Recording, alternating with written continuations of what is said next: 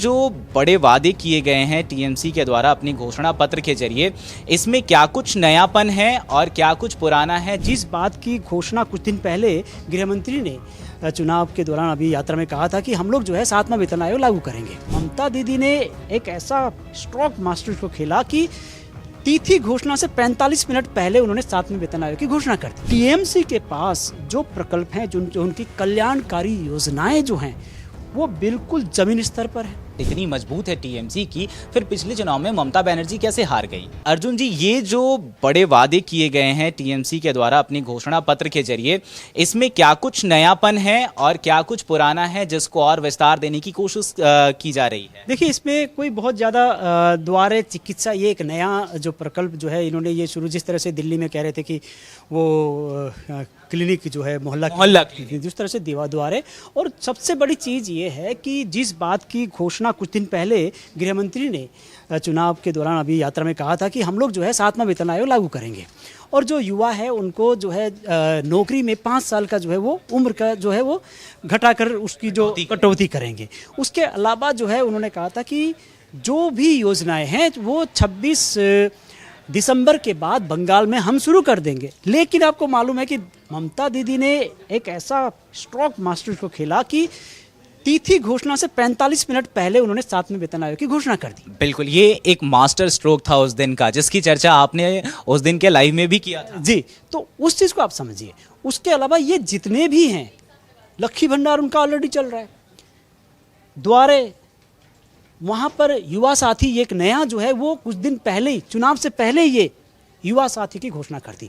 अब युवा साथी क्या है कि जो युवा पढ़े लिखे हैं उनको नौकरी नहीं मिल रही, 25 से 30 साल के भी, 30 साल के अंडर के ऐसे बच्चों को उन्होंने कहा कि आप जो है अप्लाई कीजिए, हम उनको प्रति माह भत्ता देंगे। 81 लाख युवाओं ने फार्म भर दिया और इसी महीने से उनको 1500 रुपये देने लग गए। पुजारियों के 500 रुपये बढ़ा दिए, मुआज्जम के 500 रुपये बढ़ गए, अब जो है वो 2000 रुपये पर मंथ मिलेंगे।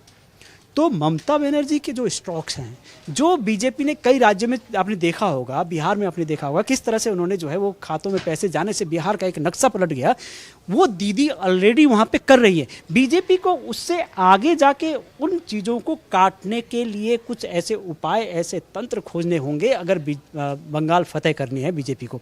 केवल घुसपैठ का मुद्दा, अगर घुसपैठ का मुद्दा है तो वो उसके ऊपर वार करती है। कैसे?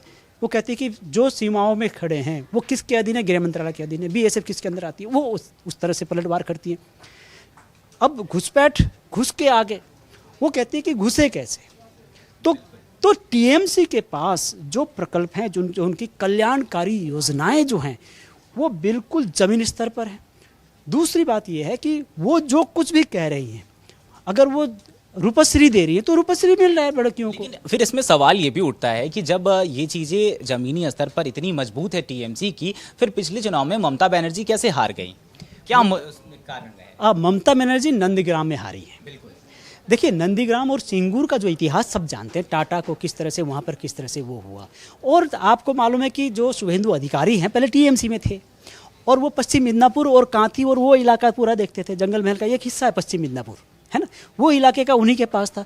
उनके भाई जो है वो सांसद थे, उनके पिता जो है सांसद थे, वो खुद तृणमूल से सांसद, घर में 3 आदमी तृणमूल के सांसद थे और उस बीच में 21-16 में बीजेपी में आ गए।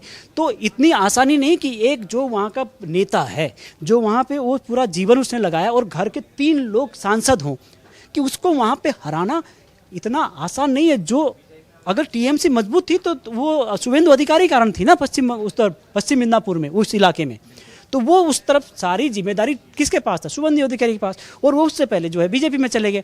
तो इतनी जल्दी लोग जो है किसी भी आदमी को, और जो कुछ भी उस इलाके में उनका जो दबदबा परिवार का, अधिकारी परिवार का जो दबदबा है, वो एक क्षण में नहीं जाएगा। और लोकसभा चुनाव में भी देखा, उनके भाई भी जीते, दिव्यांशु अधिकारी जीते ना उनके भाई, तो टीएमसी की सरकार थी, फिर कैसे जीते?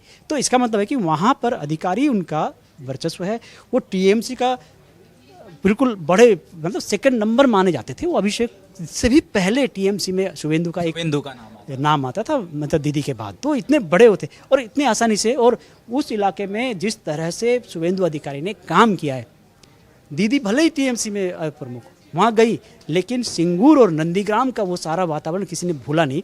तो उसमें वो महज 1900 वोट से हारी हैं। और इस बार जो है केंद्र होगा भवानीपुर। अगर आप ये वीडियो YouTube पर देख रहे हैं तो हमारे चैनल को सब्सक्राइब कर बेल आइकन दबाएं और Facebook पर देख रहे हैं तो हमारे पेज को लाइक करें।